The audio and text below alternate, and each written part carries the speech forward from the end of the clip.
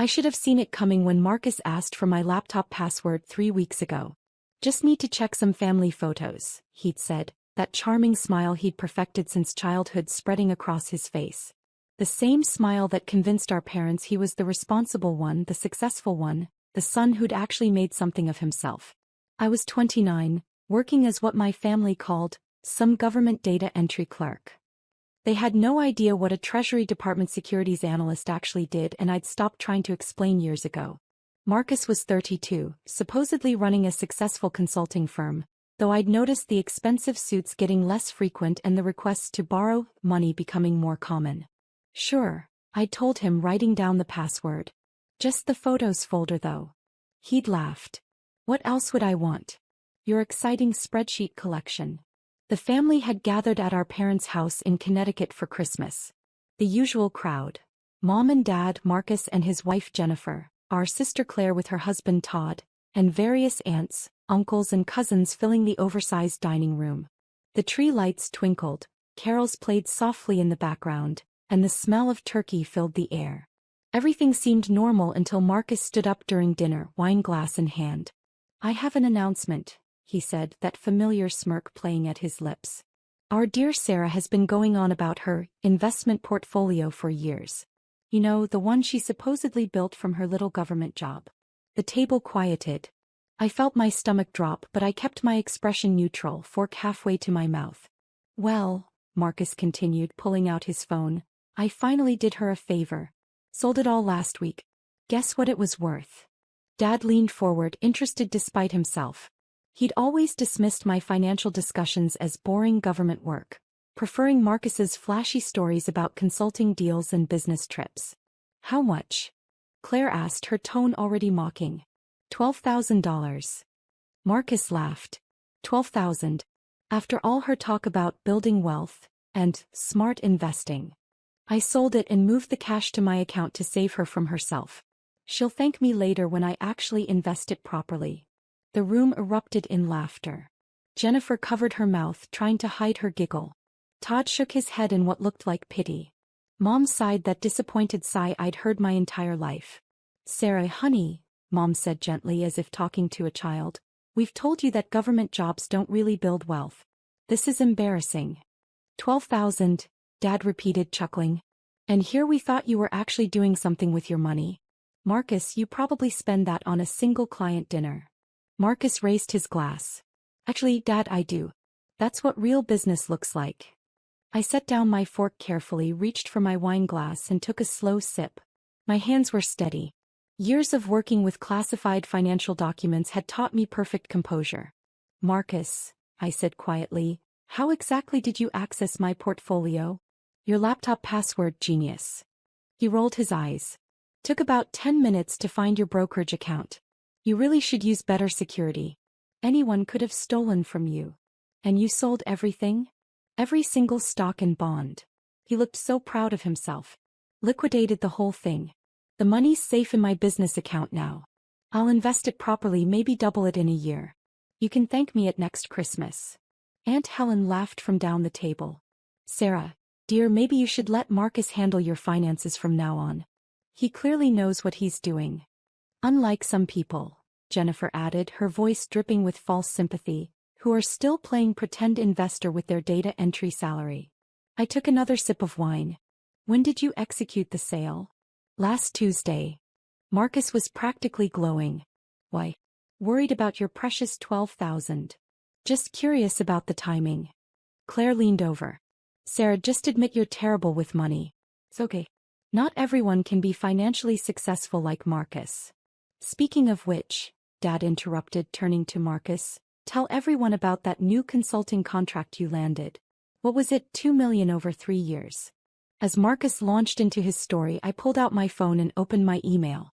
3 new messages, all marked urgent, all with Treasury Department email addresses. I scanned the first one quickly. Ms. Chen, unauthorized access detected on Series I Securities account #TSD44788829. Federal investigation initiated. Please confirm all transactions immediately. I looked up. Marcus was still talking, gesturing with his wine glass. everyone hanging on his every word about his business acumen and investment strategies. My phone buzzed. An incoming call. The caller ID showed a number I recognized immediately. Treasury Department, Office of Inspector General. I stood up slowly, phone in hand. "Excuse me, I need to take this." "Probably calling about her 12,000, Marcus called out, and the table erupted in fresh laughter. I walked into Dad's study, closing the door behind me. "This is Sarah Chin." "Miss Chin, this is Special Agent Rodriguez, Treasury Department Office of Inspector General. We have a situation that requires your immediate attention regarding your Series I government securities account." "I'm aware," I said calmly. "My brother accessed my account without authorization and liquidated approximately $850,000 in protected government securities last Tuesday." There was a pause on the other end. $850,000? Give or take a few thousand, yes. The exact amount should be in my last quarterly statement. "Miss Chin, are you currently with the individual who accessed your account?" "Yes, we're at my parents' house for Christmas dinner. He just announced it to the entire family, thinking he sold $12,000 in regular stocks." Another pause. "He doesn't know they were Treasury securities?" "He has no idea. I work as a securities analyst for the department. My portfolio consists entirely of Series I bonds and other protected government securities. Unauthorized sale and transfer of those funds is a federal offense under 18 U.S.C. Section 641. "We're aware." Agent Rodriguez's voice was crisp now, all business. "We've already contacted the FBI field office in Connecticut. Unauthorized access and liquidation of Treasury securities with intent to appropriate funds. Miss Chin, we're looking at multiple federal charges here. The local field office will need to interview everyone present and secure the individual who accessed your account." "Understood. Can you return to wherever the family is gathered and keep everyone there? We need to ensure no one leaves before the FBI arrives." "How long?" "They're already en route. 15 minutes, maybe less." I returned to the dining room. Marcus was still holding court, now explaining his investment strategy to Uncle Paul. Everyone looked so happy, so comfortable in their assumptions about which sibling was the success story. I sat back down and picked up my wine glass. "Everything okay?" Mom asked, her tone suggesting she hoped I wasn't going to cause a scene about my lost $12,000. "Fine," I said. "Just work stuff." Marcus laughed. "Work called you on Christmas? That's what happens when you're not important enough to have real vacation time. In my consulting firm, I decide when I work." "That must be nice," I said evenly. "It is." He leaned back in his chair, the picture of success. "You know, Sarah, it's not too late to change careers. I could probably get you an entry-level position at my firm. Won't pay much at first, but it's better than government work." "I'll keep that in mind." Dad cleared his throat. "Marcus, you said you moved Sarah's money to your business account. Have you actually invested it yet?" "Not yet. Waiting for the right opportunity. These things take strategy, Dad. Unlike Sarah's approach of just letting money sit in boring bonds." I almost smiled at that. If he'd actually looked at what he was selling instead of just seeing dollar signs, he might have noticed the securities classifications, the Treasury Department watermarks, the federal restriction notices on every single page. "How did the sale even go through?" Todd asked. "Don't investment accounts have security measures?" Marcus waved his hand dismissively. "Sarah used her birthday as her password. Amateur hour. I just logged in, found her brokerage account and moved everything. Took maybe 20 minutes total." "You logged into her brokerage account," Jennifer repeated, sounding impressed. "From her laptop?" "Yep. She'd saved all her passwords. Honestly, it's like she wanted someone to save her from herself." The doorbell rang. Everyone looked toward the front hallway. Mom glanced at Dad, confused. "Are we expecting someone?" "I'll get it," I said, standing up. "Sarah, we're in the middle of dinner," Mom protested. I was already walking toward the door. Through the frosted glass I could see multiple figures. I opened it to find 4 people in dark suits, badges already out. "Miss Sarah Chin?" the lead agent asked. "Yes." "Special Agent Williams, FBI. We're here regarding the unauthorized access and liquidation of protected Treasury securities. Is Marcus Chin present?" "In the dining room." I led them back. The conversation died instantly when the 4 FBI agents walked in behind me. Marcus's face went pale. What's going on? Agent Williams held up his badge. Marcus Chin. Why yes. I'm Special Agent Williams, FBI. I need you to stand up, please. What? Why? Marcus looked around the table desperately. This is insane. What's happening? Mr. Chin, we have evidence that you illegally accessed, sold, and transferred $850,000 in protected United States Treasury securities. You have the right to remain silent. $850,000? Dad's voice cracked. Sarah said she had $12,000. I finally spoke, my voice calm and clear. Marcus only saw the number of shares, not their actual value. Each Series I bond one held was worth between $500 and $1,500. I had approximately 700 bonds, plus various other Treasury securities. Marcus's mouth opened and closed. No sound came out. You work for the Treasury Department? Agent Williams confirmed, looking at me. Securities analyst, yes. All of my personal investments are in government-backed securities. It's standard for employees in my division. We're required to maintain portfolios exclusively in Treasury instruments and to report any suspicious activity immediately. Jennifer's voice was barely a whisper. $850,000? Give or take, I said. The final number is in the liquidation records. Marcus transferred all of it to his business account last Tuesday. The Treasury Department's security systems flagged the unusual sale within hours. Another FBI agent was speaking into his radio. We'll need forensic accounting on the business account. The funds need to be frozen immediately. This is a mistake, Marcus said, his voice rising. She said I could use her laptop. He gave me the password. This is just a misunderstanding. Mr. Chen, Agent Williams said firmly, did you have explicit authorization to access Ms. Chen's investment accounts? We're family. That's not authorization. Did you access her Treasury Securities account? Marcus looked at me, panic clear in his eyes. Sarah, tell them this is just a family thing. We can sort this out. I took a sip of wine. I gave you my laptop password to access family photos. I did not authorize you to access any financial accounts, and I certainly did not authorize you to sell $850,000 in protected government securities and transfer the funds to your personal accounts. Protected. Claire's voice was barely audible. What does that mean? Treasury securities have special federal protection, I explained calmly. Unauthorized access, sale, or transfer is a federal crime under multiple statutes. 18 U.S.C. Section 641 covers theft of government property. 18 U.S.C. Section 1343 covers wire fraud. There are several other applicable laws. Agent Williams nodded. Mr. Chin, I need you to come with us. You'll be processed at the federal building in Hartford. Processed? Jennifer's voice broke. You mean arrested? Yes, ma'am. Marcus suddenly lunged toward me, but 2 agents caught him. You set me up. You knew I'd look in your accounts. This is entrapment. Actually, I said quietly, I had no idea you'd commit federal crimes. I thought you wanted family photos like you said. The fact that you chose to illegally access my investment accounts, liquidate federally protected securities, and transfer nearly $1 million to your account is entirely your decision. Mr. Chin, Agent Williams said, pulling out handcuffs, turn around and place your hands behind your back. No, wait. Marcus struggled briefly, but the agents were professional and efficient. The handcuffs clicked into place. Mom started crying. Dad sat frozen, his face ashen. Claire stared at her plate. Todd had his phone out, apparently looking up the laws I'd mentioned.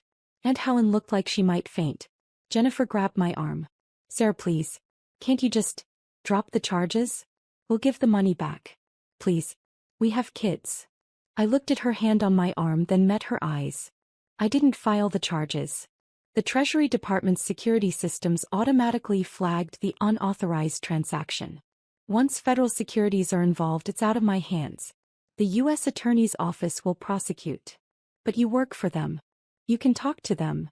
I'm a securities analyst, not a federal prosecutor. And even if I could influence the decision, which I can't, Marcus committed multiple federal crimes. He accessed my account without authorization, stole nearly $1 million in federal securities, and transferred the funds with intent to keep them. That's not a mistake. That's deliberate theft. Agent Williams started walking Marcus toward the door. Marcus kept looking back at me, his expression cycling between rage and terror. Sarah. Dad finally found his voice. You can't let them arrest your brother on Christmas. I turned to him. Dad, Marcus stole $850,000 from me. That's not a family matter. That's a serious federal crime. But you said it was only $12,000. Claire protested. No, I corrected quietly. Marcus said he thought it was $12,000. He didn't bother to actually look at what he was stealing. If he had, he would have seen they were Treasury securities with federal protection notices on every document. Another FBI agent approached. Ms. Chen will need you to come to the field office tomorrow to provide a formal statement. Do you have records of all your account access logs? Yes. The Treasury Department keeps comprehensive records of all employee accounts. Every login, every transaction, every access point. It's all documented. Good. That will help with the prosecution. Marcus was being led out the front door now. His voice echoed back. Sarah, please. Don't do this to me. I didn't respond. Agent Williams handed me a card. We'll also need to secure Mr. Chen's computer and phone as evidence. We have a warrant being prepared. And his business accounts will be frozen pending investigation. What about the money? Mom asked desperately. Can Sarah get her money back? The funds will be frozen and eventually returned to Ms. Chen once the case is processed. But that could take months. After the FBI left, the dining room was silent except for Mom's quiet crying and the sound of distant sirens. Dad stared at me. Did you know? About the amount. Of course I knew. I built that portfolio over 7 years, Dad. Every paycheck, systematic investing in Treasury securities. It's not exciting, but it's secure and tax-advantaged. 7 years, he repeated slowly. $850,000. From a data entry job. I'm not a data entry clerk.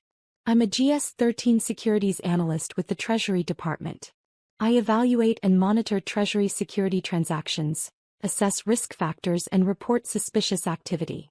I make $87,000 a year base salary, plus performance bonuses.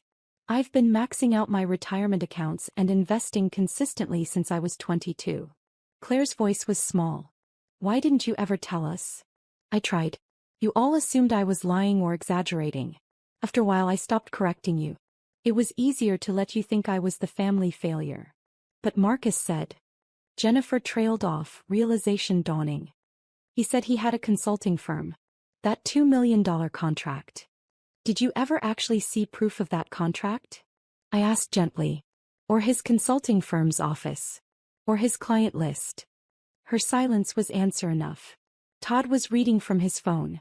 It says here that unauthorized access and sale of Treasury securities can carry up to 10 years in federal prison and fines up to $250,000. And that's just one of the charges.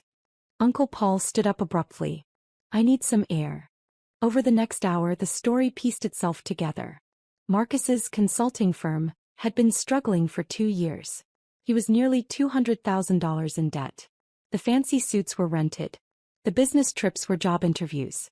He'd been borrowing money from their parents. Actually, they found out later he'd been taking it from their accounts without asking, much like he'd done with mine. When he'd accessed my laptop and found my investment accounts, he'd seen what he thought was his salvation. $12,000 might not solve all his problems, but it was a start. He hadn't bothered to read the fine print, to notice the federal warnings, to understand that what he was stealing wasn't just my money, it was protected government securities. My phone buzzed with a text from Agent Rodriguez.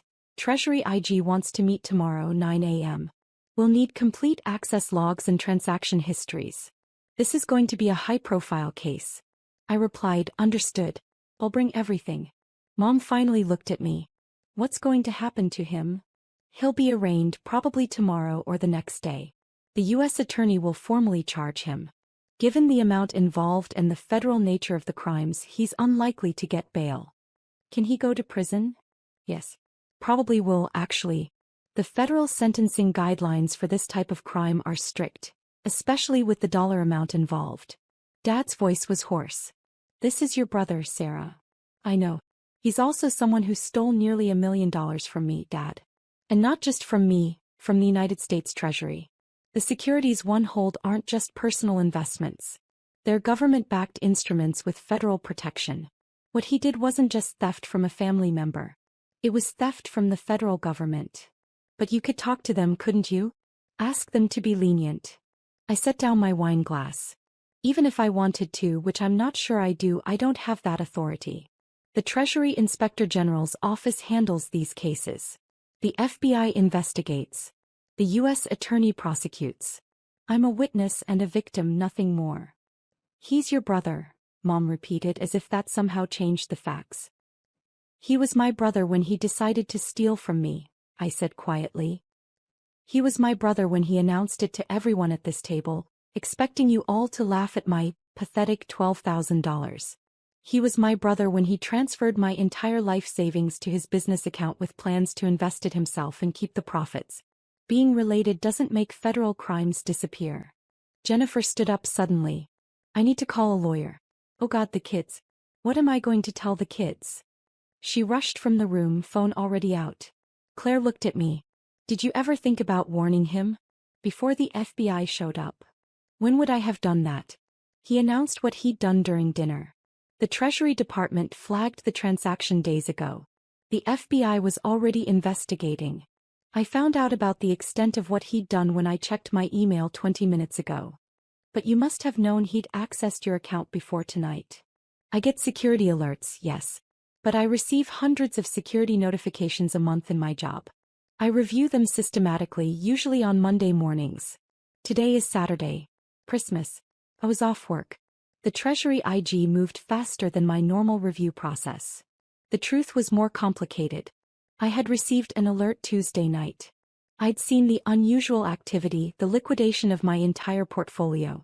I'd also seen that the funds had been transferred to an account belonging to Marcus Chin, with matching addresses and social security numbers. I'd known immediately what it meant. And I'd known exactly what would happen next. The Treasury Department's automated systems would flag it. The Inspector General would investigate. The FBI would get involved. It was inevitable, automatic, completely out of my control. I could have warned him. Called him Wednesday morning, told him to return the money immediately, explained what he'd actually stolen. But I hadn't. I'd watched my family mock me for 29 years. Watched them celebrate Marcus's manufactured success while dismissing my actual achievements. Watched them laugh at my boring government job, while I built real wealth, real security, real success. And when Marcus finally crossed the line from mere mockery into actual federal crime, I'd done exactly what my training required. I documented everything and let the system work. My phone buzzed again. Another email from the Treasury Inspector General's office. Ms. Chin, please be advised that Mr. Marcus Chin has been charged with 1.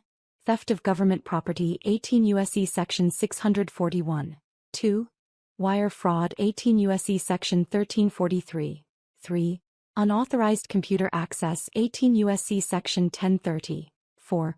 Conversion of government securities 18 U.S.C. Section 8. Initial hearing scheduled Monday 10 a.m. Federal District Court, Hartford. Your presence required. Dad was reading over my shoulder. I watched the color drain from his face as he read the charges. Sarah, he whispered, that's 4 separate federal charges. Yes. He could go to prison for years. Yes. Please. Please talk to someone. Get them to reduce the charges. He made a mistake. I looked at my father, the man who'd dismissed every accomplishment I'd ever achieved, who'd compared me unfavorably to Marcus for my entire life, who'd laughed 2 hours ago when Marcus announced he'd stolen what he thought was my pathetic $12,000.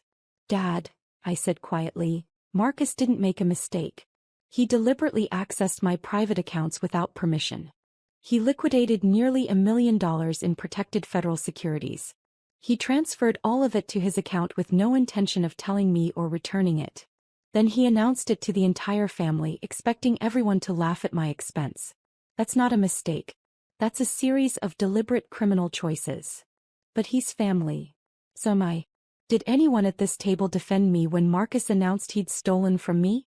Did anyone tell him that was wrong? Or did you all just laugh at how poor I was? The silence stretched out. Claire spoke first, her voice small. We didn't know. We thought it was just $12,000. Would that have made it okay? If it was actually 12,000? Would theft be acceptable then? No one answered. I stood up, gathering my coat and purse. I need to go. I have to meet with the Treasury Inspector General in the morning, then the FBI. I'll be at the federal court on Monday for Marcus's hearing. Sarah, wait. Mom reached for my arm. I gently pulled away. I'll keep you updated on the case as much as I'm allowed to. But understand, this is a federal prosecution now. It's not about family. It's about laws that Marcus chose to break. I drove back to my apartment in Hartford, leaving the Christmas dinner in ruins behind me. Over the next few days, the full scope of Marcus's financial situation became clear. His consulting firm was bankrupt. He'd been writing bad checks for months. The $2 million contract he'd bragged about didn't exist. He owed money to multiple creditors and had 3 maxed-out credit cards. He'd been stealing from our parents' accounts for over a year, taking small amounts they'd never noticed. My $850,000 had looked like salvation to him. His plan, I learned later from court documents, was to invest half and use half to pay off his immediate debts. He genuinely believed he could double my money in a year and return it to me with no one the wiser. He'd had no idea what he was actually stealing. On Monday morning, I sat in the federal courthouse in Hartford, watching Marcus's arraignment. He looked smaller somehow, dressed in an orange jumpsuit instead of expensive suits. His lawyer, a federal public defender, since Marcus couldn't afford a private attorney, argued for bail. The federal prosecutor stood up. Your Honor, Mr. Chin stole $850,000 in protected Treasury securities. He has significant debt, no legitimate income, and has demonstrated a pattern of financial crimes including theft from family members. He's a flight risk and a danger to commit further crimes. The government requests he be held without bail. The judge agreed. Bail denied. Marcus looked back at me as they led him away. I kept my expression neutral. The Treasury Department froze his business accounts and seized his remaining assets. The money he'd stolen from me was recovered and returned within 2 weeks. With interest. My parents called every day begging me to somehow make it stop. I explained repeatedly that I couldn't. The U.S. attorney was prosecuting, not me. The crimes were against the federal government, not just against me personally. I was a witness, not the prosecutor. They didn't understand. Or maybe they didn't want to. 3 months later, Marcus took a plea deal. 7 years in federal prison, restitution for all stolen funds, including money taken from our parents, and 5 years supervised release. The alternative was going to trial and risking 15 years if convicted on all counts. He took the deal. I received the restitution payments over the next year. Small amounts from his prison work wages, larger amounts from the seizure and sale of his few remaining assets. Eventually, I was made whole, at least financially. The family fractures were harder to repair. Dad never apologized for dismissing my career or laughing when Marcus announced the theft. Mom still calls occasionally, her voice heavy with disappointment that I couldn't be more forgiving. Claire and I have a distant relationship now. She never outright blamed me, but she never quite forgave me either. Jennifer divorced Marcus while he was awaiting trial.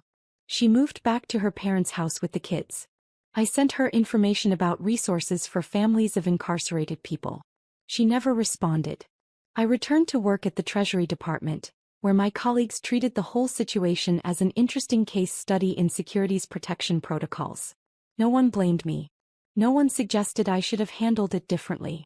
Federal crimes are federal crimes, and the system handled them exactly as designed.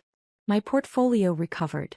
I rebuilt it methodically the same way I'd built it the first time. By the time Marcus was released from prison, I'd surpassed my previous balance. Sometimes I wonder if I could have prevented it all. If I'd kept my laptop password to myself. If I'd checked my security alerts more promptly. If I'd warned Marcus before the FBI arrived. But then I remember the laughter at that Christmas dinner. The casual cruelty. The complete dismissal of my life and work and achievements. The way my entire family celebrated what they thought was my poverty and failure. And I remember that I didn't steal from Marcus. He stole from me. I just happened to have the kind of money that comes with federal protection and automatic prosecution. The system did what it was designed to do. And Marcus learned, finally, that real success isn't measured by expensive suits or impressive stories or family approval. It's measured by actual achievement, genuine wealth, and the kind of stability that comes from years of patient, disciplined work. The kind of work I'd been doing all along while everyone was too busy laughing to notice.